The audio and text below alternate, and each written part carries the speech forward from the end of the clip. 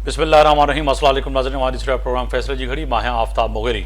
मां हमेशा चवंदा त फैसला थियण खपनि, उहे फैसला तारीख़ी फैसला जिन फैसलनि जो धरती धड़ियुनि खे तारीख़ खे इंतज़ारु आहे। फैसले जी घड़ी में ॻाल्हि कयूं त अॼु वॾो फ़ैसिलो यकीनी तौर ते ईरान ऐं अमरीका जी जंग ऐं ॻाल्हियुनि ॿोलियुनि खां पोइ चइजे त ईरान जो हिकिड़ो वॾो चइजो नुक़्तो जंहिं ते यकीनी तौर ते ईरान जे तरफ़ां अमरीका खे वाज़ह तौर ते चयो वियो त उन्हनि जी तहवील में यानी कि उन्हनि वटि कब्ज़ो थियल ईरानी जहाज़ ऐं संदसि जे माण्हुनि खे रिहा कयो वञे, उन खां पोइ अॻिते पोइ ॻाल्हियूं ॿोलियूं थी सघनि थियूं।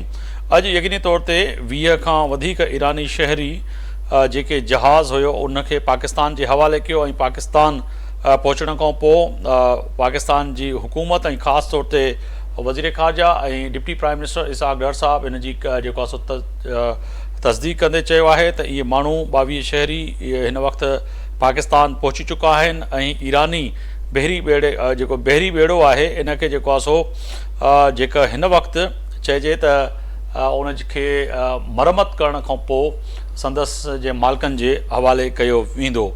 ॿिए तरफ़ अमरीकन सदर प्रेसिडेंट ट्रम्प जा दावनि ते दावा जेको आहे सो स्ट्रेट ऑफ हॉर्मस खे जेको आहे सो खोलण जी ॻाल्हि ऐं अॼु खां ई जेको आहे सो चयो वियो प्रेसिडेंट ट्रम्प जे तरफ़ां त स्ट्रेट ऑफ हॉर्मस जो अॼु बाक़ाइदा तौर ते खोले करे ऐं सॼी दुनिया जेके जहाज़ आहिनि उन्हनि जी रसाई यानी कि उन्हनि जी गुज़रगाह खे बिल्कुलु क्लियर करायो वेंदो। ॿिए तरफ़ ईरान जवाबु ॾींदे चयो आहे स्ट्रेट ऑफ हॉर्मस यकीनी तौर ते असां जेसिताईं ॻाल्हियूं ॿोलियूं नथियूं थियनि तेसिताईं बंदि रहंदो। इन सां गॾोगॾु ईरान जी फ़ौज आबनाए हॉर्मस में अमरीकन जे ॿेड़े खे निशानो पिणु बणाइण जो जेको आहे सो दावा बि कई आहे। आबनाए हॉर्मस ते अमरीकन ॿेड़े ते मिज़ाइलनि सां निशानो बणायो वियो। ईरानी फ़ौजी कार्रवाई बाद अमरीकन ॿेड़े मां बि जेको आहे सो जवाबी कार्रवाई पोइ चइजे त हिकु तरफ़ ॻाल्हियुनि ॿोलियूं अॻिते वधनि पियूं ऐं ॿिए तरफ़ वरी इहा छिकताण जेका आहे उहा वॾी अहम आहे।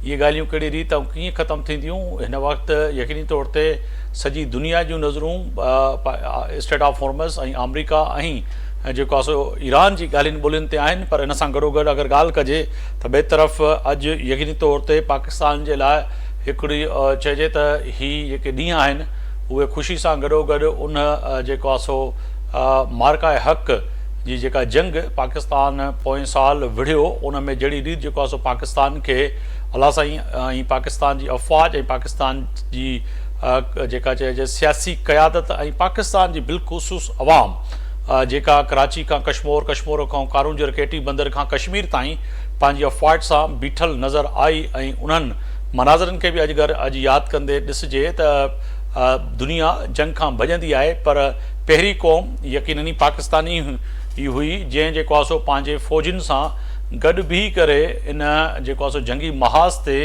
विढ़ंदे नज़र आया ऐं इन सां गॾोगॾु अगरि ॾिसिजे त हिकिड़ो मिसाल क़ाइमु कयो त पाकिस्तान जे माण्हुनि ख़ासि तौर ते सिंध में, पंजाब में, केपी में, बलूचिस्तान में ऐं वरी कश्मीर में, गिलगित में, पाकिस्तान जी कुंड कुड़छ में मार्का हक़ जी जेका जंग यकीनी तौर ते पाकिस्तान जे सिपाही सलार फील्ड मार्शल सईद आसिम मुनीर जी क़यादत में जहिड़ी रीति जेको आहे सो अॻिलनि मोर्चनि ते वञी करे पंहिंजे जवाननि सां फील्ड में बीही करे दुश्मन खे जेको जवाबु ॾिनो उहो वॾो अहम आहे। उन जवाबु यकीननी पाकिस्तान जे कद में, पाकिस्तान जी इज़त में, पाकिस्तान जी असगरी ताक़त में, पाकिस्तान जी एयरफोर्स जी ताक़त में, पाकिस्तान जी बहरिया जी ताक़त में, पाकिस्तान जे रेंजर्स, पाकिस्तान जी क़यादत ऐं पाकिस्तान जी अवाम जी ताक़त में यकीनी तौर ते यकसां हिकिड़ो जेको आहे सो जेको चइजे त दुनिया जे साम्हूं हिकिड़ो मिसाल क़ाइमु कयो ऐं इन मिसाल सां जेको आहे सो पूरी दुनिया जो तवजो पाकिस्तान जे तरफ़ थियो त हिकु तरफ़ उहो ताक़तवर मुल्क दुश्मन जेको हिंदुस्तान जंहिंखे जेको आहे सो यकीनी तौर ते चइजे त रशिया खां वठी करे ऐं जेको आहे सो राफेल ताईं यानी कि फ्रांस जे ताक़तवर जहाज़ हुजण जे बावजूदि बि जेको आहे सो पाकिस्तान पंहिंजी हदुनि में रही करे जहिड़ी रीति निशानो बणायो उन खां पोइ जेको राफेल हुयो जंहिंखे यकीनी तौर ते किराईंदे पाकिस्तान वाज़े तौर ते 6 जेको आहे सो 0 जो जेको दावो कयो हो उहो वॾो अहम हो जेको वधंदे कल्ह बि प्रेसिडेंट ट्रम्प मीडिया सां ॻाल्हाईंदे 11 जहाज़नि जो जेको आहे सो वाज़े तौर ते पैगाम ॾिनो त पाकिस्तान ऐं हिंदुस्तान जी जंग में 11 जहाज़ किरिया। चइजे त हिन जंग में यकीनी तौर ते S-400 खां गॾोगॾु हिंदुस्तान जा जहाज़ ऐं हिंदुस्तान जा जेके मुख़्तलिफ़ जेके फ़ौजी अॾा हुया जहिड़ी रीति जेको आहे सो पाकिस्तान उनखे निशानो बढ़ायो, उन सां जेका तबाही थी उन में यकीनी तौर ते पूरी दुनिया में पाकिस्तान जो रुतबो ऐं पाकिस्तान जो असगरी क़द यकीननी मथां नज़र आयो। इन ते ॻाल्हि ॿोल कंदासीं। मुंहिंजा मोज़िज़ महिमान मां तारीफ़ कराईंदो हलां। मूंसां अॼु ब्रिगेडियर रिटायर वाजिद महर साहब आहिनि, दफ़ाई तज़िया निगारान। अवां जी वॾी महिरबानी, अवां वक़्तु कढियो मुंहिंजे प्रोग्राम जे लाइ। असां सां गॾु आहिनि जेको आहे सो अगुणा सफ़ीर आहिनि, जेको आहे सो असां सां मौजूदु आहिनि। हसन हबीब साहब आहिनि, अवां जी वॾी महिरबानी, अवां वक़्तु कढियो मुंहिंजे प्रोग्राम जे लाइ। ज़ाहिर शाह शिराज़ी साहब आहिनि, सीनियर साफ़ी तज़िया निगार, अवां जी वॾी महिरबानी।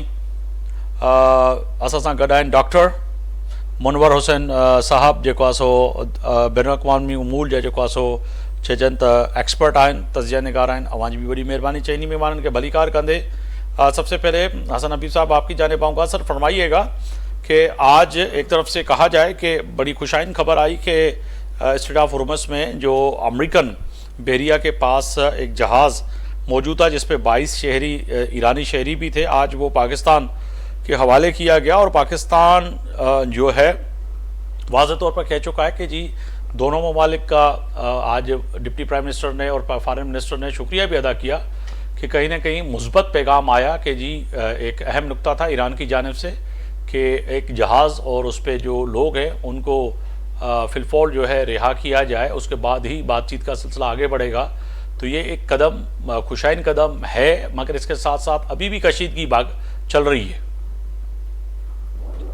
बिल्कुल, देखिए एक तो ये बहुत अहम कदम था और पाकिस्तान के लिए बड़ी शर्फ की बात है कि हमने कम से कम एक पॉजिटिविटी सिस्टम में क्रिएट की, जो मिसट्रस्ट है, जो लड़ाई का माहौल है।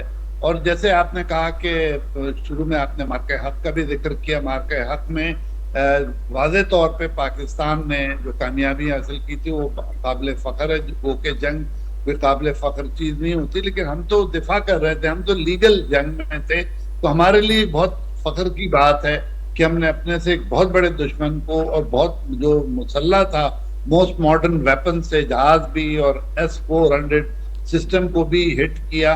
तो एक तो कौम को इस पे मुबारकबाद उनकी। जहाँ तक ये जो जहाज वाला मामला है बहुत इंपॉर्टेंट है कि एक पॉजिटिव चीज उस कंफ्यूजन और उस हॉस्टिलिटी से बाहर निकली। अब जहां तक इसका सवाल है कि अमेरिकन ने एक प्लान बनाया कि 400 जहाज फंसे हुए आपने होर्मुज़ में, उनको निकाला जाए, विदाउट रियलाइजिंग कि ईरानी मुसलसल वार्निंग दे रहे थे कि जब तक आप अपना ब्लॉकेड नहीं उठाएंगे तब तक हम अपना वो नहीं करेंगे। तो बजाय इसकी कि वो अपना ब्लॉकेड उठाते और ईरान से कहते भाई हमें जहाज निकालने, आप भी ब्लॉकेड उठाएं, उन्होंने यूनिलैटरल एक्शन लिया। तो ये एक बुरी खबर वहां से आई। लेकिन देखिए ये चलता रहेगा। ये 47 ईयर्स का बैकलॉग है जिसमें मिसट्रस्ट, दुश्मनी, सैंक्शन, फ्रीज, सब चीजें शामिल हैं। तो अगर कोई आदमी ये उम्मीद करता है, कितना भी वो स्मार्ट है, कि वो एक दिन में मसला हल कर लेगा, तो ये नहीं होगा। तो हमें इस तरह के अप्स एंड डाउन्स के लिए में सरवाइव करना पड़ेगा। अब हमने क्योंकि ये इंपॉर्टेंट रोल ले ही लिया है मीडिएटर और फैसिलिटेटर का, तो हमें इन चीजों में पॉजिटिविटी ढूंढनी है, छोटे छोटे स्टेप्स पे आगे चलना है और इसके लिए तैयार रहना है कि कभी फ्लेयर अप हो जाएगा, कभी हम मेहनत करके उसको डिफ्यूज कर लेंगे। तो ये एक चलता प्रोसेस है और इंशाल्लाह हम इसमें कामयाब होंगे। बिल्कुल डॉक्टर साहब, मैं आपकी जानिब आऊँगा। हमारे डॉक्टर साहब हिकिड़ी त ॻाल्हि तय आहे, युवा टेक त तव्हां उर्दू में या सिंधी में जवाब ॾियो, पर सवाल इहो आहे त पाकिस्तान अॼु इहा ॻाल्हि करे पियो त बहरी ॿेड़ो जेको आहे सो 22 ईरानी शहरनि खे खणी जेको आहे सो पाकिस्तान पहुतो ऐं डिप्टी प्राइम मिनिस्टर जेको आहे सो ॿिन्ही मुल्कनि जो चए पियो त मां थोराइतो आहियां त हिन मुश्किल घड़ी में वॾो अहम फ़ैसिलो जेको ईरान जो अहम नुक़्तो हुयो त कहिड़ी बि रीति जेको आहे सो इन जहाज़ में जेके माण्हू आहिनि ऐं जेको जहाज़ कब्ज़े में आहे अमेरिकन नेवी जे उनखे छॾियो वञे। पर ॿिए तरफ़ वरी प्रेसिडेंट ट्रम्प फौरी तौर ते इहा ॻाल्हि कंदे चयो त स्ट्रेट ऑफ होर्मुज़ मां हींअर जेके जहाज़ फाथल आहिनि उन्हनि खे अॼु खां क्रॉस कराईंदासीं। वरी थोरी देरि पहिरियां जेके झड़पूं थियूं पोइ चइजे त जेका हसन हबीब साहब बि ॻाल्हि कनि पिया त अगरि तव्हांजो जेको ब्लॉक कयूं वेठा आहियो रस्तो स्ट्रेट ऑफ होर्मुज़ में, पहिरियों त अव्हांखे पोइते वञिणो पवंदो, उन खां पोइ यकीनन ईरान बि पोइते वेंदो। पहिरियों त वॾी महिरबानी अव्हांखे, अव्हांजे ॾिसण वारनि खे, पूरी टीम खे, महिमाननि खे सलाम। साईं ॻाल्हि इहा आहे त प्रेसिडेंट ट्रंप जंहिं नमूने सां हमिलो कयो, हॉब्स रियलिस्ट हिकिड़ो फिलोसफर आहे, हुन इहा पे ॻाल्हि कई त 3 स्टेजिस हूंदियूं आहिनि हमले जूं। पहिरियों त उहो चए थो पियो त हर जेको इंसान आहे उहो स्टेट ऑफ वॉर में आहे सभिनीनि जे ख़िलाफ़। छो वॉर में वञे थो पियो? लस्ट जे करे, पावर जे करे ऐं पंहिंजी पोज़ीशन जे करे। हाणे चए थो जॾहिं पहिरियों तव्हां हमलो कंदा त हुनजो मक़सदु इहो हूंदो आहे त तव्हां कुझु हुन मां हासिल कयो, कंहिं शइ ते कब्ज़ो कयो, माले गनीमत तव्हां वटि हुजे। ईरान जे केस में हुनजा ऑयल रिसोर्सिस हुया ऐं चाइना जी सप्लाई लाइन खे सिवियर करणो। ॿियो इहो हूंदो आहे त तव्हां पंहिंजी सिक्योरिटी लाइ कंदा, हिन वॉर में जॾहिं वेंदा त तव्हांजी सिक्योरिटी बि इनसिक्योरिटी में तब्दील थींदी आहे। असां ॾिठोसीं त अमेरिकन फौजी अड्डा छॾे करे उन्हनि होटलनि में पनाह वठणु शुरू कई। ऐं टियों स्टेज हूंदो आहे जॾहिं तव्हांजी रेपुटेशन जो मसलो ईंदो आहे। हिन महिल अमेरिका जी रेपुटेशन जो मसलो आहे ऐं अमेरिका हिकिड़ो रोबस्ट मिलिट्री पावर जे हूंदे बि मोरलेस हुनजो अपर हैंड न आहे, बल्कि ईरान जो अपर हैंड आहे। हाणे जेकी तव्हां ॻाल्हि कयो था पिया, जंहिंमें रिक्वेस्ट कई त इहे जेके मग़वी आहिनि इन्हनि खे छॾियो वञे, जेके ईरानी वेसल्स ते हमलो सवार हुननि जी फैमिलीज़ बि हुयूं, कुझु उन्हनि छॾिया पहिरियों पे, ऐं उन ते मथां प्रेसिडेंट ट्रंप जो इहो चवणु त असां प्रोजेक्ट फ्रीडम था स्टार्ट कयूं ऐं जेके बि 2000 जेके वेसल्स फाथल आहिनि उनजे मथां तक़रीबन 1000 माण्हू आहिनि, उनजी ग़िज़ाई किल्लत जो हिन महिल सामनो आहे, उनखे असां एस्कोर्ट कंदासीं, यानी पंहिंजी नेवीअ जी हिफ़ाज़त में स्टेट ऑफ हुर्मुज़ खे टपाईंदासीं। हाणे ॻाल्हि इहा आहे त सेंटकॉम जेको हिन एरिया जो इंचार्ज आहे उहो था चवनि त इहो असां एस्कोर्ट कोन कंदासीं, अलबत्ता उन्हनि खे रुॻो असां गाइड कंदासीं त तव्हां किथां लंघो। हाणे एस्कोर्ट करण ऐं गाइड करण में ज़मीन आसमान जो फ़र्क़ु, तमामु वॾो फ़र्क़ु आहे। हा, वॾो फ़र्क़ु आहे। ऐं हिते जेके IRGC आहे, कल्ह उन हिकिड़े वेसल खे टारगेट बि कयो जेको 70 नॉटिकल माइल्स ते हो, ऐं जेकी हिन जी UAE जी पोर्ट आहे, छा नालो, फरेजा शायद हुनजो नालो तव्हां ॿुधाइनि जी, उन मां उन जेके बि वेसल्स आहिनि उहे हटी वञनि, छो त असां नेवल जेको ब्लॉकेड आहे अमेरिका जो उनजे मथां हमलो करण लॻा, उनखे तोड़ण लॻा। इन सूरत हाल में इहो मां सम्झां थो हिकिड़ो पॉज़िटिव आहे। अगरि वेसल्स जा मग़वी छॾनि था पिया, हॉस्टेजेस छॾनि था पिया, ऐं जेको हिननि इशारो पे ॾिनो त असां खोलियूं था पिया, इहो इशारो ॾियणु आहे। असल में रेपुटेशन जो मसइलो आहे। फुल फ्लेज प्रेसिडेंट ट्रंप इहो नथो चई सघे त असां ब्लॉकेड ख़तम था कयूं, ऐं ईरान बि इहो प्रपोज़ल जेके 14 पॉइंट ॾिना उन में इहा ॻाल्हि उन्हनि ॼाणाई आहे त तव्हां मरहले वाइज़ हिनखे खोलियो, मरहले वाइज़ पंहिंजी फ़ौजनि खे हितां कढो। त मां सम्झां थो उहे ॻाल्हियूं हलनि थियूं, ऐं मूंखे उन में का मस्बत शइ नज़र पई अचे, जंहिंजे करे इहे हुननि ॻाल्हि पे कई त असां हितां वेसल्स खे टपड़ ॾींदासीं। हाणे ईरान $1 मिलियन थो चार्ज करे पर वेसल, उहो ईअं कीअं टपड़ ॾींदो, छो त हुनजा त नुक़सान थिया आहिनि, उहो नुक़सान त पूरो कंदो। बिल्कुलु। सो ईंदड़ वक़्त में ख़बर पवंदी त इहो उठ कहिड़े पासे थो वञे। बिल्कुलु सर, अवां असां सां गॾु ई हुजो। मां जेको आहे सो महर साहब ॾे वेंदुसि। महर साहब, वॾी महिरबानी अवां जे वक़्त जी। महर साहब, इन जंग जी सूरत हाल जेका आहे, हर कलाक, हर मिंट ऐं हर सेकेंड में इहे लाज़मी आहे, हीअ जंग डिजिटल जंग थी वई आहे। हीअ ट्रुथ सोशल जे ज़रिए पैगाम मिलनि पिया ऐं डिसीशन मिलनि पिया त प्रेसिडेंट ट्रंप करे छा पियो ऐं थींदो छा ऐं करणु छा पियो वञे। ॿिए तरफ़ अगरि सवाल पैदा पियो थिए त किथे न किथे बहरिया ॿेड़ो जेको हुयो, चइजे त ईरान जेको पहिरियां ई हिकिड़ो वॾो अहम उन जो नुक़्तो हुयो त हिननि खे रिहा कयो वञे, जेको अमरीकन वटि आहे, ऐं माण्हू उनखे छॾिया वञनि, उहो छॾियो वियो, पाकिस्तान पहुतो। ॿिए तरफ़ जेको आहे सो 14 नुकात बि आहिनि। वरी ॿियो त छिकताण वरी इन खिते में वधंदे नज़र अचे पई, चइजे त अमरीका ऐं ईरान जे विच में। पोइ ॻाल्हियूं सर कीअं थींदियूं? हिकु तरफ़ 15 जेके नुकात आहिनि, 14 नुकात उहे बि साम्हूं आहिनि। जी आफ्ताब साहब, जीअं तव्हां ॿुधायो त अमेरिका जेको सदर ट्रंप आहे अमेरिका जो, उनजी शख्सियत तव्हां ॾिसो था तमामु अनप्रिडिक्टेबल आहे। ऐं हिकिड़ो जेको उन जेके फ़ैसिला आहिनि, उन कांग्रेस बि उन ते बहस थी चुकी आहे त उन जेके फ़ैसिला आहिनि उहे होशमंदाना फ़ैसिला न आहिनि। बिल्कुलु। हाणे सभ खां अॻु में त ईरान जो जेको बहरी ॿेड़ो हुयो जेको हुननि वटि कब्ज़े में हुयो, उन्हनि खे उन्हनि रिलीज़ कयो, उन्हनि जा माण्हू बि छॾिया पाकिस्तान जे थ्रू। हिकु वॾी हिकु सिफ़ारती हिकु कामयाबी हुई पाकिस्तान जी बि। लेकिन अॼु ई तव्हां ॾिठो त त सदर ट्रम्प ऐलान कयो त असां जेके जहाज़ आहिनि, बहरी जहाज़ आहिनि, 400 जहाज़ जेके अपने हुर्मुज़ में फाथल आहिनि, उन्हनि खे असां टपाईंदासीं या क्रॉस कराईंदासीं अपने हुर्मुज़ मां। ऐं तव्हां उनजो अमली मुज़ाहिरो बि ॾिठो त हिकिड़े जहाज़ खे उन्हनि कोशिश कई, जंहिं ते ईरान उनखे पासदारनि इनकलाब वारनि उन्हनि खे वार्निंग शॉट्स ॾिना, ऐं उन बावजूद बि जेकॾहिं जहाज़ उहो न रुकियो त उन ते उन्हनि जेको आहे उहो मिज़ाइल बि फायर कयो। इन सॼी कार्रवाई खे ॾिसजे त इहा ई लॻे थो त छिकताण अञा अॻिते ईंदड़नि ॾींहंनि में वधी सघिजे थी। अमेरिका जो जेको सदर ट्रम्प आहे उहो उनखे जेकी पंहिंजी पेंटागॉन या जेकी उनजी कैबिनेट आहे, जंहिंमें पीट हेग्ज़िट जेको आहे, उन जेके मशवरा ॾिना आहिनि त हिन वक़्तु अमेरिका छो त मिलिट्री जेको आहे पंहिंजो मुज़ाहिरो जेको बि कयो आहे, मिलिट्री पावर जेको बि शो कयो आहे, उन में उहो कामयाब न थिया आहिनि। त हींअर उन्हनि पंहिंजी स्ट्रेटजी या हिकमत अमली इहा रखी त आबनाए हुर्मुज़ जी नाकाबंदी करे असां पंहिंजा हिकिड़ी ईरान खे मजबूर कयूं त हू पंहिंजी न्यूक्लियर जी जेकी तवानाई आहे उहा ख़तम करे या असांखे हैंडओवर करे ऐं आबनाए हुर्मुज़ खे बि असांजी कंडीशन ते, असांजी शर्तुनि ते उन्हनि खे खोलियो वञे।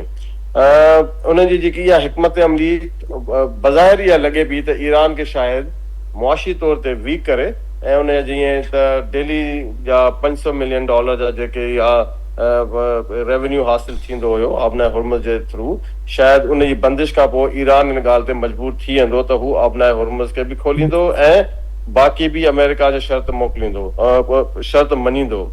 मगर तव्हां ॾिठो त ईरान पंहिंजी जाइ ते अञा ताईं क़ाइमु बीठो आहे। हुन जेके 14 नुकात जेके ॾिना अमेरिका खे, उन में बि इहो ई हो त फ़िलहाल तव्हां न्यूक्लियर या जेकी तवानाई आहे उन जे एनरिचमेंट ते फ़िलहाल ॻाल्हि न कयो, तव्हां आबनाए हुर्मुज़ खे आर्ज़ी तौर ते खोलियो ऐं बाक़ी ॻाल्हियुनि खे पोइ रखो त जीअं फ़िलहाल जेको आहे उहे ॻाल्हियूं अॻिते वधनि ऐं कंहिं न कंहिं जेको आहे उहो डेडलॉक खे टोड़ियो वञे ऐं कंहिं न कंहिं हिकिड़े स्टेज ते पहुची वञे ऐं पोइ वरी उहो ॿी स्टेज लाइ ॻाल्हियूं कयूं वञनि।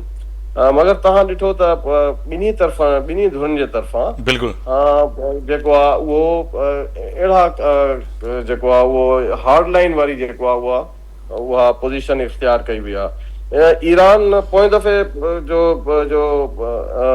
वज़ीर ख़ारजा रूस सां बि मिलियो, रूस बि हिन दफ़े जेकी आहे उहा मैसेजिंग जेकी कई आहे या जेके इशारा ॾिना आहिनि अमेरिका खे, उहो बि उनखे बि ज़रूरु ॾिठो वञे हिन वक़्तु त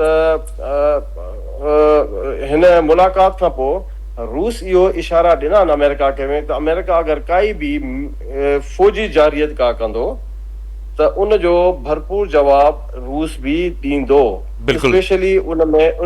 स्पेशली उनमें जेकॾहिं को अमेरिका जो इहो ख़्यालु आहे, छो त अमेरिका खे हिन वक़्तु आख़िरी जेको मूंखे लॻे थो त आख़िरी ऑप्शन जेको इहो ई आहे त न्यूक्लियर बॉम्ब ईरान ते किराए ऐं उनखे जेको आहे मजबूर करे त हू आबनाए हुर्मुज़ बि खोले। मगर इहो चइजे त इहो वॾो चैलेंजेबल हूंदो ईरान ते न्यूक्लियर बम किराइण ट्रम्प जे लाइ भी ऐं ट्रम्प इंतजामिया जे लाइ भी। ज़ाहिर शाह शिराजी साहब की तरफ जाऊंगा। सर बहुत शुक्रिया शिराजी साहब वक्त देने का। फरमाइएगा सर, एक तो स्ट्रेट ऑफ हॉर्मज़ में खिते में मौजूदा सूरत हाल आपके सामने है, फिर पाकिस्तान की सफारती कामयाबियाँ जो कह सकते हैं कि बड़ी अहम है, क्योंकि बारहा पाकिस्तान की कोशिश थी और पाकिस्तान के साथ साथ ईरान भी यही कह रहा था कि जो हमारे लोग हैं और जो बहरी जहाज़ है उसको छोड़ा जाए और उसके बाद ही बातचीत होगी और स्ट्रेट ऑफ हॉर्मज़ में जो है अमेरिकन नेवी का जो ब्लॉकेज है उसको भी हटाया जाए तो फिर तो बात हो सकती है। मगर ये जो है जैसे मैंने अपने इंट्रो में भी कहा, स्टार्ट में भी कहा कि ये जंग डिजिटल है, ये जंग एक ट्रुथ सोशल पर एक ताकतवर मुल्क यानी कि अमेरिका, उसका प्रेसिडेंट लड़ रहा है।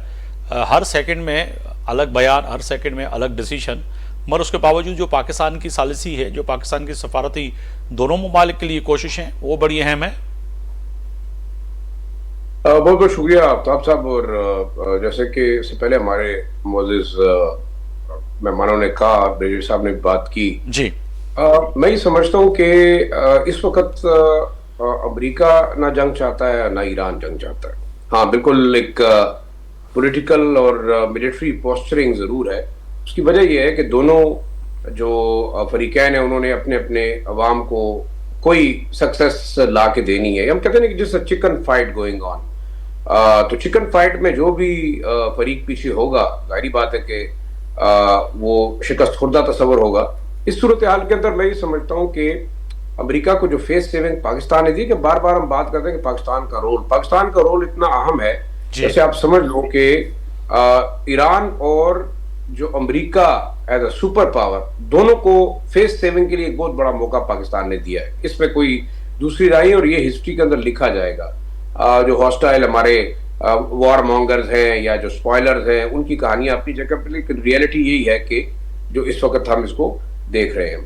बहरहाल अगर आप देखें ईरान के ब्लॉकेट से कितना फर्क पड़ेगा, क्योंकि तमाम बातें हम डिस्कस कर चुके हैं कि अगर ऐसा नहीं होगा तो ऐसा होगा, ऐसा नहीं होगा तो वो ऐसा कर लेता। अगर उन्होंने करना होता तो अभी तक कर चुके होते। तो आप देखिए एक अहम फरीक जो कि इस तमाम जंग को एक लिहाज से इनिशिएट करने वाला था, वो है इजराइल। या तो वो साइड पे बैठ के देख रहा है, या वो अपने जख्म चाट रहा है, दूसरा या वो दोबारा अपने आप को रीग्रुप कर रहा है, रीस्ट्रेंथन कर रहा है। उसके पास जो अपने डिफेंस मैकेनिज्म डिस्ट्रॉय हुआ, जो उसके Patriot missile, David Sling, Iron Dome, ये तमाम जो इस जंग के अंदर एग्जॉस्ट हुए उसको रिप्लेनिश कर रहा है। एक तो ये ऑप्शन हो सकती है। या दूसरा, इसराइल को अंदाजा हो गया है कि उसके जो एक्सपेंशनिस्ट डिजाइन थे वो बड़ी हद तक ईरान ने जितनी तबाही तल अवीव में की, जाफा में की, हैफा में की, इवन वेस्ट बैंक के अंदर, और जिस तरीके से फिर आप देखें हिजबुल्लाह ने रिस्पॉन्ड किया इन लेबनान, मेरे ख्याल में अब इसराइल को अंदाजा हो गया है कि वो गजा के ऊपर 2 साल तक अमरीकी, बरतानवी और तमाम यूरोपीय ममालिक की मर्जी से और उनकी सपोर्ट से जो बमबारी करता रहा। और बदकिस्मती की हमें बात ये भी करनी चाहिए कि हमारे बहुत सारे मिडल ईस्टर्न ममालिक ने भी अपनी एयर स्पेस, अपने फ्यूल रिप्लेनिश अड्डे, सारी चीजें फराम की, और उसके बावजूद आप 12-13 किलोमीटर की गजा की पट्टी के अंदर लोगों को शिकस्त नहीं दे सके। तो ईरान को शिकस्त देना बड़ी दूर की बात है।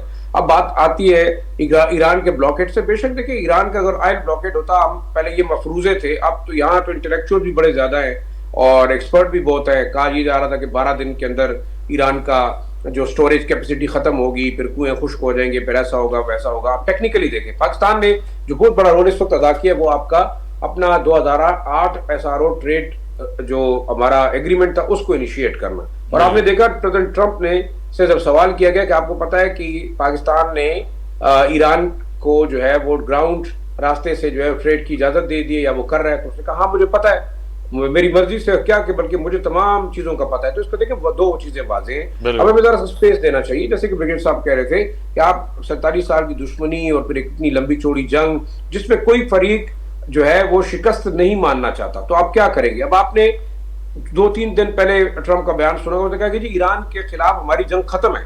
उस पर आपने इजरायली प्राइम मिनिस्टर का रिस्पांस नहीं सुना। उसमें आपने उनके जो डिफेंस मिनिस्टर है या मुसाद के चीफ है उनका बयान हमने नहीं सुना। वो चुप करके बैठ के देख रहे हैं। तो असल मामला ये है कि अब इस वक्त मैं ये समझता हूँ कि जंग बंद हो चुकी है, कि मामूली चीजें होती रहेंगी। और दूसरा, आप ईरान को कितना न्यूट्रलाइज करेंगे? एक कैस्पियन सी का एक ऐसा ऑप्शन है with central Asian republics and Russia, जहां पे दुनिया की कोई नेवी नहीं है सिवाय इन 4 ममालिक के। रूस ऑलरेडी इन कोलैबोरेशन है, बेशक उधर से आपको कॉस्ट ज्यादा पड़ेगी, लेकिन आप देखें पाकिस्तान ने 6 ट्रेड रूट जो है इस वक्त ओपन कर दिए। तो ईरान ट्रेड कर सकता है टू थर्ड कंट्री, आप किसी के साथ भी कर सकते हैं। आप ईरानी, जैसे कि पाकिस्तान का जो वो था ना जहाज जिसके ऊपर झंडा लगा होता था, वो वहां से अलाउड था, उसको इजाजत थी स्टेट ऑफ हॉर्मस से गुजरने में। तो अब मेरे ख्याल में पाकिस्तान के झंडे के साथ जो ट्रक आएगा, जो जहाज आएगा, उसको भी इजाजत होगी, चाहे वो ईरान का जहाज हो चाहे अमेरिका का जहाज हो। लेकिन पाकिस्तान ने एक बहुत बड़ा रोल अदा किया और ये अमेरिकी और ईरानी दोनों अक़वाम को पाकिस्तान का बहैसियत एक सालिस और एक बहुत बड़े आर्बिट्रेटर के शुक्रिया अदा करना चाहिए। आखिरी चीज जो मैं कहना चाहूंगा वो ये है कि देखें, आपने ऑटोमेटिकली तमाम चीजें टेबल के ऊपर हल करनी है। ईरान पहले ही जो बातें करता है वो मेरे ख्याल में अमेरिका उसी की वही डिमांड थी, चाहे वो न्यूक्लियर मटेरियल की जो है ना वो इनरिचमेंट थी, वो 3.6 से आप उस लेवल पे आ गए कि एनर्जी लेवल से ऊपर नहीं जाएंगे, स्टोरेज ना करने की बात पे भी वो राजी हो गए। अब ले दे के अब नए हुर्मुज को खोलना और बंद करना तो देखिए कोई इतना बड़ा मसला ही नहीं है, ये तो पहले भी खुली थी। ईरान ने उसे एज ए लिवरेज इसलिए इस्तेमाल किया कि उसका हक बनता है। अमेरिका ने इंटरनेशनल बॉर्डर ब्लॉक किए, ये गैर कानूनी चीज है जिसे यूरोपीय यूनियन भी मानती है, चाइना भी मानती है और रशिया। और आखिरी एक और चीज मेरे जहन में है कि आप कब तक आप चाइनीज को ब्लॉक करना चाहते हैं। देखिए जंग है पैसिफिक के ऊपर, क्या अमेरिका डायरेक्टली ईरान चाइना के साथ कॉन्फ्लिक्ट में जाना चाहता है? बड़ा मुश्किल है। चाइना ने हमेशा थर्ड पार्टी के थ्रू अपने दुश्मन को मारा है। आप पाकिस्तान के थ्रू उन्होंने इंडिया को न्यूट्रलाइज किया, ईरान के थ्रू रशिया और चाइना दोनों ने जो है वो बड़ी हद तक अमेरिकी मिलिट्री पावर को जमीन बोझ कर दिया है। साथ ही रहेगा सर, साथ ही रहेगा। मैं डॉक्टर साहब की जानिब जाऊंगा। डॉक्टर साहब आपकी तरफ आऊंगा। डॉक्टर साहब, एक तरफ तो देखा जाए कि प्रेसिडेंट ट्रंप 12 जैसे कि ज़ाहिर शाह शिराजी साहब बीच वन पे त जंग ख़त्म थी चुकी है, पर ही जेके मामला आहिनि ईअं हलंदा रहंदा। पर इन सां गॾोगॾु जेको आहे सो आलमी सतह ते भी जेको आहे सो सूरत हाल ॾींहों पे ॾींहों बिगड़जंदी पई वञे। पर ग्राउंड रियलिटी अगरि ॾिठो वञे ईरान जे लाइ, जंहिंजे लाइ चए पियो वञे त चंद कलाकनि जी मार आहे, पर ही जेको आहे सो 31 ॾींहंनि खां भी जेको आहे सो जंग जेको आहे सो अॻिते वधी वई आहे, पाबंदियूं वधी चुकियूं आहिनि। उन जे बावजूद भी ईरान सर्वाइव करे पियो। अञा ताईं कंहिंखां बि मदद जो तलबगार या उन कंहिंखे अपील नाहे कई। त पोइ चइजे त ईरानी माण्हुनि जा ऐं ईरानी जेको आहे सो हिन वक़्तु जेके डिसीजन मेकर आहिनि उन जा हौसला बुलंद आहिनि। डॉक्टर साहब जी, अच्छा चलें कोशिश करें। अच्छा सर, यही सवाल जो है आपकी तरफ रखूंगा कि बड़ा अहम है हसन नबी साहब के एक तरफ तो कई अरसे से जो है जंग जो कि कह रहे थे कि चंद घंटे, फिर 15 घंटे, 10 घंटे, 8 घंटे, मगर ये 60 दिन से भी ज़ायद अभी हो चुके हैं। उसके बावजूद भी जो है ईरान ये जंग लड़ता हुआ नज़र आ रहा है। अभी तक मैं जब कल भी देख रहा था और कहीं ये ज़र बहस भी बात हो रही थी कि ईरान ने अभी तक किसी से इमदाद तक अपील नहीं की जी हमें कोई चीज़ों की ज़रूरत है। जी बिल्कुल, देखिए पेन बर्दाश्त करने का ईरान ने जो थ्रेशोल्ड पेश किया है वो बड़ा क्रिटिकल है। इस पूरे कॉन्फ्लिक्ट में जैसे आपने कहा अमेरिका एंटर हुआ था पिकनिक के पॉइंट ऑफ व्यू से कि 10-12 घंटे, 1 दिन 2 दिन में कोलैप्स हो जाएगा। 60 दिन गुजर चुके हैं, ना ईरान ने ब्लिंक किया है, ना वो अपनी कोई क्रिटिकल जो डिमांड से पीछे हटा है, ना वो अमेरिका के किसी चीज पे उसने बो डाउन किया है। तो टेक्निकली जो जंग है वो ईरान जीत चुका है। क्योंकि देखिए आप भी आईआर के स्टूडेंट हैं, आईआर में अगर आपने वॉर शुरू की है और आपने फतह हासिल नहीं की, अपना ऑब्जेक्टिव हासिल नहीं किया, भले वो रिसोर्स था, भले वो लैंड थी या ट्रेड थी या हुर्मुज थी तो या वो न्यूक्लियर था, तो टेक्निकली अमेरिका जंग हार चुका है। और ईरान ने अपनी जो क्या कहें प्राइड उसको मेंटेन करते हुए किसी से नहीं कहा भाई आप हमें ये इमदाद पहुंचाएं, हमें वो इमदाद पहुंचाएं। ऑटोमेटिकली पाकिस्तान ने ऑफर किया कि भाई जो आपका सामान है वो हम अपनी पोर्ट्स पे ले लेंगे, आगे बढ़ाएंगे। और आप देखिए कि कराची पोर्ट ने 1 महीने में इतने कंटेनर ईरानी उतारे हैं कि जो मेरे ख्याल में साल भर में हैंडल नहीं करती थी। तो एक तरफ पाकिस्तान है जो इमदाद करने के लिए तैयार खड़ा हुआ है, चाइना भी क्रिटिकल सप्लाईज बाय ट्रेन पहुंचा रहा है, लेकिन ईरान ने कोई मदद या कोई उसके लिए किसी को नहीं कहा। तो ये बड़ा एक यूनिक मॉडल ईरान ने पेश किया है और मेरे ख्याल में बहुत कम लोग ऐसे हैं जो ये चाहते थे। तो उन्होंने अपना जो सिविलाइजेशनल प्राइड था उसको एग्जिबिट किया है, अब एज ए नेशन बहुत स्ट्रॉन्ग मॉडल पेश किया है कि और जो नेशन विल टू फाइट है, जो बड़ी एक थियरी है जिसमें हम देखते हैं कि अगर किसी मुल्क पे हमला होता है तो वो किस तरह से मुकाबला करता है, उसमें उन्होंने एक्सेप्शनली स्ट्रॉन्ग एक रोल प्ले किया है। और वो अभी तक वो बैठे हुए हैं मैदान में और बल्कि वो टॉन्ट भी कर रहे हैं अमेरिका को। आज भी जैसे आपको पता है हुर्मुज में उन्होंने फायर किया है और वो जो अमेरिका का ऐलान था कि वो कॉन्वॉयज को गाइड करेंगे, वो गाइड पे आ गए हैं, एस्कॉर्ट नहीं कर रहे। जैसे ब्रिगेडियर साहब ने कहा था गाइड करने में और एस्कॉर्ट करने में जमीन आसमान का फर्क है। मैं भी कर सकता हूँ, आप भी कर सकते हैं, यहाँ से बैठ के नक्शे पे बता दूं कि आप इधर नेट लॉन्ग पे गुजर जाएं, लेकिन गाइड नहीं है, उनको एस्कॉर्ट करना सर ऐसा ही है जैसे मैं आपको बता दूं कि शिकारपुर का रास्ता ये है, वो सामने निकल जाए। हसन हबीब साहब, एक कहते हैं ना कि सादा सा एक मिसाल है कि जैसे कि मैं आपको गाइड करूं कि ये शिकारपुर का रास्ता है और सीधा चले जाए, ये तो हर किसी को पता है, और चले जाना तो कोई मसला नहीं, पहुंचना बड़ा मसला है, बड़ा अहम है ये नुकता। मगर सर दूसरे जो है इस प्रोग्राम के हिस्से में हम जो बहस करना चाह रहे थे और आपसे सवाल करना चाह रहे थे वो बड़ा अहम है। मार्का हक के बाद पैदा होने वाली सूरत हाल, और आज यकीनी तौर पर दुनिया जो पाकिस्तान पे एतमाद कर रही है वो भी मार्का हक के बदौलत है, और पाकिस्तान के सिपाही सालार और पाकिस्तान के जो है chief of defence force field marshal Syed Asim Munir और हमारी असगरी क़यादत और जमहूरी क़यादत और बशमूल पाकिस्तान के पूरे अवाम, इस पे किसी के भी क्रेडिट ना PML है, ना PTI, ना पीपल्स पार्टी, ना JUFA, ना MQM, न जमात इस्लामी, बशमूल मुसमेत तमाम वो पाकिस्तानी जिन्होंने अपनी अफवाज के साथ शाना बाशाना खड़े होके और ये जंग लड़ी। और ये जंग तारीख में इस तरह से आया थी कि फौजी आए और उनको कहा कि आप लड़ें और हम लस्सी और चाय और पराठे का और अंडों का और नाश्ते का बंदोबस्त कर रहे हैं। तो ये चीज़ जो है दुश्मन ने भी दिखाई, दुश्मन से मुराद हिंदुस्तान के मीडिया ने भी दिखाई, हिंदुस्तान के रोशन ख्याल सहाफ़ियों ने भी दिखाई कि एक तरफ जो है हम थे, दूसरी तरफ वो थे जो अपने फ़ौज के लिए जो है नाश्ते का बंदोबस्त कर रहे थे। तो ये मार्का हक सर, हसन हबीब साहब आपसे ही आगाज़ करूँगा दूसरे हिस्से में भी कि आज अगर बात की जाए तो बड़ी अहम जो है मार्का हक की जो है तकरीब कराची में हुई। पाकिस्तान पीपल्स पार्टी के चेयरमैन बिलावल भुट्टो जरदारी, सैयद मुराद अली शाह और आला असगरी क़यादत ने भी इसमें शामिल हुए। मगर जो बिलावल भुट्टो साहब ने कहा, बड़ा अहम बात की कि दुश्मन समझ रहा था कि बिल्कुल आसान है और जाएंगे चंद घंटों में स्ट्राइक करेंगे और वापस आ जाएंगे, मगर उनको पता नहीं था कि पाकिस्तान के सिपाही सालार और पाकिस्तान की अफवाज कितनी ताकतवर है, और उन्होंने वो कर दिखाया जो कि आने वाली सारी ज़िंदगी तारीख में याद रखा जाएगा, जैसे शहीद जुल्फ़िकार अली भुट्टो को तारीख में याद रखा जाता है। हसन हबीब साहब। बिल्कुल, देखिए एक साल में दो इवेंट्स ऐसी हुई हैं जो बिल्कुल हिस्टोरिक हैं। एक मार्का हक है जो लास्ट ईयर हुआ है मई में, जिसमें हमारी फौज ने, हमारे कमांडर इन चीफ ने, हमारी कौम ने, सब ने यकजा होके फौज के साथ वो दिखाया, जैसे आप कह रहे हैं कि वो मैदान से नहीं भागे, लस्सी और पराठा सप्लाई कर रहे हैं फौजियों को कि आप लड़े, हम आपके साथ हैं। दूसरा, इस दफा ईरान वाले मार्के में जिस तरह से हमने रोल अदा किया है, यकीन माने जो बाहर से हमें मैसेजेस आते हैं उनमें पाकिस्तान की इतनी इज्जत बढ़ी है पिछले एक साल में। जो इंडिया की सारी कोशिशें थी कि हमें वैसे ही नालायक साबित कर रहे थे, रिडंडेंट साबित कर रहे थे, अनइम्पोर्टेंट साबित करते, दुनिया में अब हमारा एक नया इमेज है।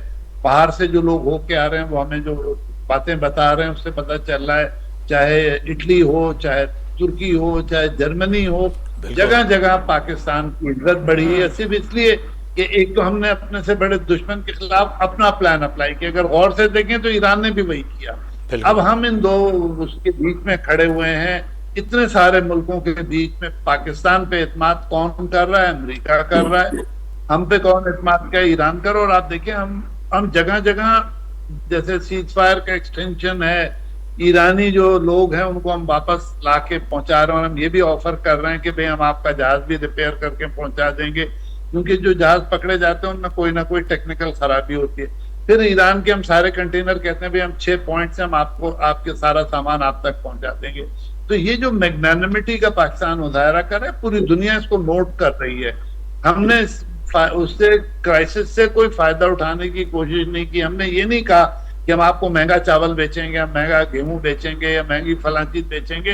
V are talking of a very decent neighbourly relation. ये ईरान हमारा नेबर है, हमारा हिस्टोरिकल उनसे कांटेक्ट है, तो हम ईरान की मदद करेंगे। हम अमेरिका और ईरान का भी मसला हल करेंगे। अमेरिका भी हमारा पुराना एलाई है, आज से नहीं 50 से हम अमेरिका के साथ काम कर रहे हैं। ये बात और है कि अमेरिका के साथ हमारे अप एंड डाउन होते रहते हैं, लेकिन अमेरिका एक सुपर पावर है और हमें उसके साथ रहना आना चाहिए। इसी तरह ईरान हमारा नेबर है। आप देखें कि जब से रिवोल्यूशन आया है, ईरान पाकिस्तान के रिलेशन में कोई खास बात नहीं हुई है, कोई नुकसान वाली कोई नेगेटिविटी नहीं आई है। हम और इस दफा जो अवाम ने जिस तरह एक्ट किया, आप यकीन माने ईरानियन प्रेसिडेंट से लेके कॉमन ईरानियन तक पाकिस्तान को याद करे। देखिए वही मुल्क है जिसके इंडिया के साथ बहुत अच्छे ताल्लुकात थे, और मोदी साहब के आने के बाद मोदी साहब ने जबरदस्ती इजराइल से अपने ताल्लुकात प्रमोट किए और अमेरिका की तरफ भागे चले जा रहे हैं। तो एक तरफ ईरान इंडिया की नेगेटिव पॉलिसीज हैं और ईरान को डंप करने वाली पॉलिसीज हैं, दूसरी तरफ हम हैं जो बावजूद अमेरिका मगर सर यहाँ पे बड़ा सवाल ये भी पैदा होता है कि इस वक्त हिंदुस्तान जो है मार्का हक के बाद तारीख में तन्हाई का जो है पूरी दुनिया में शिकार नजर आ रहा है, और जो कि अच्छा दोस्त ईरान था उसको भी खो बैठा, और उन्होंने गले लगाया नेतन्याहू को और उनकी उन पॉलिसियों को। अब अपने ही मुल्क के अंदर बहुत से सीनियर जर्नलिस्ट जो कि कह सकते हैं कि मुहब्बे वतन जर्नलिस्ट हैं हिंदुस्तान के, वो उन पे तनकीद कर रहे हैं कि हमारी पॉलिसी कहाँ है, हम कहाँ हैं। हर खित्ते में, हर दुनिया के हर कोने में डिस्कस हो रहा है तो पाकिस्तान हो रहा है, और ये जंग हम हारे हैं वो मान रहे हैं। मगर इसके साथ साथ मैं ब्रिगेड साहब आपकी जाने पाऊंगा सर, कहा जाए कि बड़ा अहम ये सवाल है कि मार्का हक के बाद पाकिस्तान की कद में, पाकिस्तान की अजगरी ताकत में, पाकिस्तान की डिप्लोमेसी में, पाकिस्तान की सफारती जो है पॉलिसीज में नुमाया और वाज़े तौर पर कामयाबियां और जो है उसका रुतबे में इजाफा हुआ है। जी बिल्कुल, तव्हां ॾिठो त जीअं मार्का हक में असांजी फोर्सिस, चाहे उहा नेवी हुजे, चाहे एयरफोर्स हुजे ऐं चाहे आर्मी, उन टिनी फोर्सिस मिली करे ऐं उन्हनि सां गॾु जेको अवाम बीठो, पूरो अवाम, पाकिस्तान जो अवाम पंहिंजी आर्म फोर्सिस सां गॾु हुयो, जंहिंजे करे हुननि इंडिया जहिड़े ताक़तवर मुल्क खे शिकस्त ॾिनी, जंहिंजो इहो ख्वाबु हो त असां लाहौर में अची करे नाशो कंदासीं। उन्हनि जो ख्वाब न सिर्फ़ चकनाचूर कयो बल्कि उन्हनि खे, पर सर हिन दफ़े त नाश्ते वारी त ॻाल्हि ई नहीं, हिन दफ़े त इहो हुयो त लाहौर में उन्हनि समुंड ॻोल्हे कढियो, समुंड लाहौर में, ऐं कराची पोर्ट खे तबाह करे छॾियो। हिन दफ़े नाश्ते वारी त ॻाल्हि ई कान्हे, हिन दफ़े लाहौर में समुंड आहे, समुंड ते कब्ज़ो खलास। जी बिल्कुल, त उन्हनि खे हिकु ज़िल्लत आमेज़ शिकस्त मिली। उन्हनि जा 7 राफेल जहाज़ किराया विया, उन्हनि जा 26 मिलिट्री टारगेट्स जेके आहिनि उहे असांजे जेकी ग्राउंड फोर्सिस आहे, आर्मी, उहे उन्हनि खे अटैक कयो। ऐं असांजी नेवी उन अहिड़ी पंहिंजी पोजीशन रखी, पंहिंजा जहाज़ अहिड़े नमूने में मैरीन, सब मैरीन्स ऐं जहाज़नि जी पोजीशन रखी त इहे त इंडिया जेको आहे, इहे भारत जेको आहे उहो इहा जुरत न करे सघियो त S-400 सर वॾे में वॾी कामयाबी जी समुंडी वारी साइड ते उतां का हरकत करे सघे। इन सॼी जेको आहे हिकु फतेह जे करे, जंहिंजो क्रेडिट डेफिनेटली असांजे फील्ड मार्शल जेको आहे आसिम मुनीर साहब खे वेंदो, त उन्हनि सॼी आर्म फोर्सिस खे हिकिड़ो कठो करे ऐं हिकिड़ो अहिड़ो हिकमत अमली अपनाई जंहिंजे करे उन्हनि जा 7 राफेल जहाज़ बि कराया विया ऐं उन्हनि खे हिकिड़ी शिकस्त जेको आहे ज़िल्लत में शिकस्त ॾिनी वई।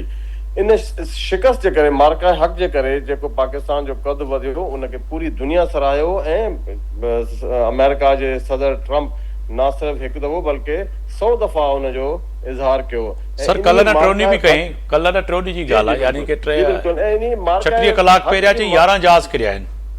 जी जी बिल्कुल, मां इहो तव्हांखे ॿुधाइण हिते मुनासिब सम्झुसि, इन मार्का हक जे करे पाकिस्तान जी पोजीशन या पाकिस्तान जी जेकी फतह जे करे ही जेको पाकिस्तान जो कद वधियो ऐं अमेरिका समेत बाक़ी मुल्कनि बि इन खे तस्लीम कयो ऐं उन जे करे ही अमेरिका जे सदर पाकिस्तान खे हिन जंग में भी हिकिड़ो सालिसी जो किरदार अदा कयो। त छो त हमेशा जेको ताक़तवर हूंदो आहे, तव्हां यादि कजो, हमेशा उन जी सेह हूंदी आहे, हमेशा उन जो मञियो वेंदो आहे। पाकिस्तान हिकिड़ो ताक़तवर मुल्क हिकिड़ो थी उभरियो जंहिं ते अमेरिका इहो भरोसो करे सघियो त ईरान ऐं अमेरिका जे विच में बि हिकु हिन जेकी जारी जंग आहे उनखे रोकण लाइ या हिनखे हिकु आलमी जंग में तब्दील न करण लाइ जेकी कोशिशूं आहिनि, उहो उनखे पाकिस्तान खे हिकु वॾो किरदारु जेको आहे ॾिनो वियो ऐं पाकिस्तान इहो किरदारु तमामु जेको आहे सुठे नमूने सां अदा करे रहियो आहे जी पंहिंजी सिफ़ारतूं सिफ़ारशी कोशिशनि सां ऐं इवन बैकडोर या जेको ख़ुफ़िया जेके तालुकात बि आहिनि उन्हनि जे थ्रू बि असां इहे कोशिशि करे रहिया आहियूं त हीअ जंग जेतिरो जल्दी थी सघे कहीं न कहीं हिकिड़े एग्रीमेंट ते ॿई धुरियूं अची वञनि। बिल्कुल सर। ज़ाहिर सिराज साहब, मैं आपकी जाने पाऊँगा, मार्का हक का जब जिक्र होता है तो जज्बात और एहसासात और आंखों से आंसू भी निकल आना शुरू हो जाते हैं, इसीलिए कि यकीनी तौर पर ये बहसियत सहाफ़ी, क्योंकि मैं इंडियन चैनल पे अमूमन जाता हूँ, बैठता हूँ, तो जब बात होती है हिंदुस्तानी टीवी चैनल पे और हिंदुस्तानी दिफाई तज्ज़िया निगार से, तो फ़ख्र से जो है सर बुलंद हो जाता है। और जब बात करते हैं तो वो मनाज़िर सामने नज़र आते हैं कि जब मार्का हक में अफवाज ने जब ये फ़ैसला किया कि लड़ेंगे और दिन की रोशनी में लड़ेंगे, रात की तारीकी में बुस्तलों की तरह हमला नहीं करेंगे, और एन जो है जो कि फील्ड मार्शल सईद आसिम मुनीर ने साहब ने जो फैसला किया वो भी बड़ा ज़बरदस्त किया और बता के किया कि जी हम हमला करने जा रहे हैं। तो ये एक बहुत बड़ा फैसला है जिसको जो है दुनिया की कहीं भी खित्ते पे भी जाएं जहाँ जहाँ पाकिस्तानी बसते हैं, वो फ़ख्री अंदाज से कहते हैं कि अब तो हमें लोग बुला बुला के कहते हैं कि जी आपने जो है इंडिया के जहाज गिराए, पाकिस्तान की तारीफें हो रही हैं।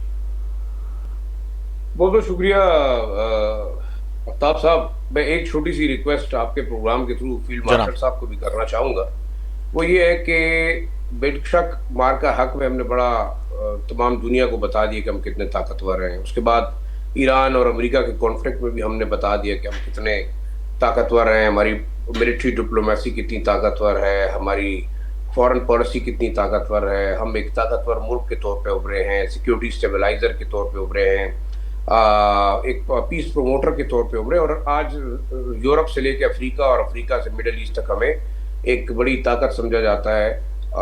हमारा जाके ऑपरेशनल बेस भी सऊदी अरब के अंदर बन गया है। अब इसराइल हमसे सिर्फ 600 किलोमीटर के फासले पे है, और ये भी देखें दुनिया मानती है कि पाकिस्तान एक वाहिद मुल्क है जिसके अंदर रिजॉल्व भी है, ताकत भी है कि वो इसराइल जैसे दुश्मन को भी नेस्तो नाबूद कर सकता है। उसकी 2-3 वजूहत है। एक तो कौम का रिजॉल्व है, आपकी मिलिट्री पावर है, बीइंग न्यूक्लियर पावर भी है। इन तमाम बातों के बावजूद अगर हम इस तमाम मौके से जो इस वक्त ईरान और मिडिल ईस्ट के अंदर है सिर्फ 15 रुपए लीटर पेट्रोल लेके अपनी कौम को दे सकें, और बेशक हम 15 रुपए पे लेके 100 रुपए का बेचें, तो हमारे अवाम क्या कि मेरे ख्याल में उस वक्त पाकिस्तान दुनिया की बहुत बड़ी हकीकी ताकत बनेगा। और आप देख रहे हैं जो सूरत हाल है मिडिल ईस्ट के अंदर, मेरे ख्याल में ईरान के साथ हमारे पाइपलाइन का जो अनफिनिश्ड प्रोजेक्ट है बॉर्डर तक आई हुई है, अरबों रुपए का इसमें खुल के बात करनी चाहिए। और मेरे ख्याल में देखिए हम सारा दिन बैठ के अगर ऑब्जेक्टिव बात करेंगे, तारीख आपका ये पहले भी आपने तवज्जो दिलवाई थी और ये बड़ी खुशाइन बात है। बेशक अगर बाद में उसको ना भी चलाए, लेकिन थोड़ी सी बात ये है, मेरी बात सुन नहीं सर चलाएंगे, क्यों नहीं चलाएंगे। जो पॉलिसी है वो देखिए, मुझे ये बताइएगा कि ईरान से क्वेटा में या बलूचिस्तान में पेट्रोल 249 रुपए का बाकायदा चीफ मिनिस्टर ने ऐलान किया कि बिकना चाहिए। मैं आपको 100% यानी शोटी के साथ कह सकता हूं कि आपके खैबर पख्तूनख्वा के अंदर, सिंध के अंदर, बलूचिस्तान, इवन पंजाब के अंदर पेट्रोल पंपों पे बिकने वाला तेल ईरानी है जो कि स्मगल होके आता है। तो हम क्यों डर रहे हैं? हमें अमेरिका को भी एक मैसेज देना चाहिए कि हमने जाके मिडिल ईस्ट के मुल्कों से मजीद तेल नहीं खरीदना भाई। आपके लिए हमने इतनी कुर्बानी दी, फेस सेविंग हमने आपके साथ 1967 में भी की जब वियतनाम जंग में आप फंसे थे, तो उसका इनाम आपने हमें ये दिया कि आपने बांग्लादेश को हमसे अलग करवाया, हमारे पाकिस्तान को तोड़ा। अब आप ऐसा ना करें। द रीजन इज अमेरिका की दोस्ती दुश्मनी दोनों बड़ी भारी है। उसकी मिसाल वो सास और बहू वाली है। मेरे ख्याल में they can not be friends with anyone. वो सिर्फ इंटरेस्ट के फ्रेंड है। अब हमने अपने इंटरेस्ट को देखना है। पाकिस्तान ने अगर इतनी बड़ी कुर्बानी दी तो ईरान बार बार पाकिस्तान को कह रहा है कि आप मुझसे तेल खरीदें। जब इस वक्त अपना हॉर्मुज़ बंद है, व्हाई नॉट कि हम एक ईरान के साथ इस वक्त अपने SRO 2008 के तहत जाके तेल की ट्रेड भी कर सकते हैं। तो पाकिस्तान के अंदर आप समझ लें कि एक ऐसी तरक्की मेरे ख्याल में आएगी कि जिसको शायद दुनिया क्या जो आपको नहीं करना देने जा रही आप कर सकते हैं। फिर आपको IMF और वर्ल्ड बैंक जैसे जो मॉन्स्टर्स बैठे हुए हैं जो हमारा खून चूस रहे हैं, जो हमें न्यूट्रलाइज करें। और मैं ये समझता हूँ, देखिए बाद औक़ात कहा जाता है कि फौजी हुक्मरानों ने इस मुल्क को क्या दिया। आप देखें अयूब खान ने इस मुल्क को डैम दिए। मैं आई एम नॉट बटरिंग। फिर उसके बाद आप देखें प्रेसिडेंट मुशर्रफ ने अमेरिका की जंग, लोग कहते हैं उन्होंने जी बहुत बड़ी तबाही की, अमेरिका का साथ दिया, अफगानिस्तान के ऊपर हमला कराया। अमेरिका को पाकिस्तान से पूछने की जरूरत नहीं थी कि उन्होंने हमला करना था, उन्होंने करना था। लेकिन उस वक्त में आप देखें आज आपके बहुत सारे एसेट्स बने हैं उस जंग के बदले जो कुछ हमें हासिल हुआ। तीसरा, अब आप देखें जैसे कि ब्रिगेड साहब ने कहा कि भाई वो सुपर पावर है, हमें उसके साथ ताल्लुक रखना है, हमने रशिया चाइना को भी देखना है। लेकिन इस वक्त अगर आप एक सिक्योरिटी स्टेबलाइजर बने, पीस प्रमोटर बने, एक ताकतवर मुल्क के तौर पर उभरे, तो आपने अपनी इकोनॉमी को स्टेबलाइज करना है, आपने माफिया को जो है ना वो रूट आउट करना है जो आपको ईरान के साथ ट्रेड नहीं करने दे रही। आखिर ये चीज बार बार हम एक बात करते हैं यूएई, बहरेन और कुवैत। देखिए यूएई वो मुल्क है जहां पे ज़ायनिस्ट लॉबी का एक बहुत बड़ा मरकज रहा है और वहां से आपके यहाँ टेरर फाइनेंसिंग होती रही है। पाकिस्तान के जो इलीगल लोगों के पैसे यूएई के अंदर पड़े हैं, उधार आप इनको आप वापस ले आए क्योंकि उस पैसे में से जो सूद आता है। शिराज साहब, आप सीनियर जर्नलिस्ट हैं और हसन हबीब साहब भी हैं, ब्रिगेडियर साहब भी हैं, और मैं भी तालिब इल्म हूँ और थोड़ा बहुत जो आप लोगों से सीखता हूँ। मगर मेरे जहन में ये कह सकता हूँ कि जो सक्सेन काम कर रहा है, जो आपके नुक्ते नज़र को आगे लेके जाऊँ कि ईरान और पाकिस्तान गैस पाइपलाइन जो है जिसका मंसूबा है, देखिए आपके आफ्ताब आपके आरसीडी है, यू कैन आपके पास जो चाइना आपके पास लेके आ रहा है अफगानिस्तान के अंदर ट्रेन प्रोजेक्ट, वो थ्रू सेंट्रल एशियन रिपब्लिक्स आपके पाकिस्तान, ईरान, तुर्की तक आप जा सकते हैं। और आप जो बात करें कि हम नेटो लाइक अलायंस बनाने की तरफ जा रहे हैं, मिलिट्री अलायंस पे ना जाएं, आप पॉलिटिकल अलायंस पे जाएं, आप इकोनॉमिक अलायंस पे जाएं। मैं वही अर्ज कर रहा था कि कहीं ना कहीं देखें, जब ये एक बड़ा मामला है, इस मामले से अगर फील्ड मार्शल सईद आसिम मुनीर साहब और उनकी क़यादत और पाकिस्तान की मौजूदा क़यादत, यकीनन आप और हम जितने भी सहाफ़ी या जो तजिया निगार होते हैं, एनालिस्ट होते हैं, वो अपने कौम की उस पल्स की जो है निशानगी करते हैं यकीनी तौर पर कि ये होना चाहिए।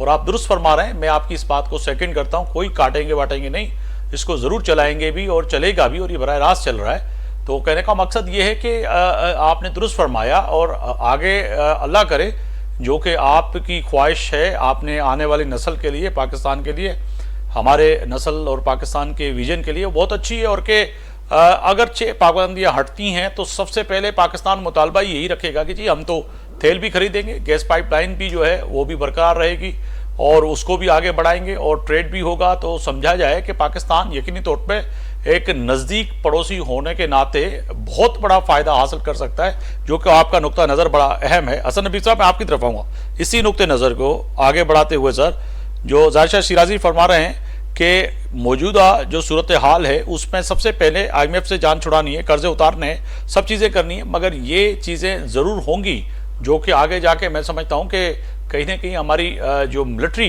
क़यादत है, जो हमारी असगरी क़यादत है, जो हमारी जमहूरी क़यादत है, कि उनके सामने भी ये बातें होंगी। बिल्कुल, देखिए अब हमें मार्केट की हमारी कामयाबी है, हम उसका पहला साल मना रहे हैं, अब हमें मार्केट मईशत की तरफ आना है। शिराजी साहब बिल्कुल सही कह रहे हैं। सबसे पहले हमने अमेरिका से बात करनी है, भाई आप हमारे ईरान पाकिस्तान गैस पाइपलाइन से हमें ज्वाइन करने दें ताकि हमारे गैस का एक्यूट मसला हल हो। उसके बाद हम ईरान से ट्रेड अपनी प्रमोट करें। इतना बड़ा पोटेंशियल है और हमारी एनर्जी सिक्योरिटी के लिए हमें कहीं जाने की जरूरत नहीं कि हम दूर दूर से ला रहे हैं पेट्रोल और गैस। ईरान नेक्स्ट डोर हमारे बैठा हुआ है, इतना बड़ा सोर्स है गैस का और ऑयल का, और हम बेवकूफों की तरह से दूर दूर से ऑयल और गैस ला रहे हैं। तो अब जरूरत इस बात की। और ईरानियन क्रूड है भी बहुत अच्छा। देखिए अमेरिका ने वेनेजुएला पे कब्जा कर लिया क्रूड पे, लेकिन वेनेजुएलन क्रूड किसी काम का नहीं है। अगर ईरानियन क्रूड उसके साथ मिक्स नहीं किया जाए तो इतना हैवी क्रूड है वेनेजुएलन के वो चलेगा ही नहीं। तो हमें अब इससे फायदा उठाना चाहिए जो हमने कामयाबी हासिल की है। अब हमें अपने इकोनॉमिक सेक्टर पे फोकस करना है, चीपर फ्यूल लाना है ताकि हमारी इंडस्ट्री और हमारी एक्सपोर्ट दोबारा चले। नहीं तो हमारा तो टोटल नुकसान हो रहा है। जो जंग होती है जहां और फ्यूल का कोई प्रॉब्लम होता है वहां हम सफर कर रहे हैं। इस तरफ हमारे अफगानिस्तान बैठा हुआ है, ईरान उसको उकसा रहा है, इंडिया उसको उकसा रहा है जी। जो टेररिज्म हमारे यहाँ था मिडल ईस्ट से, अल्लाह का शुक्र है वो बंद हो रहा है।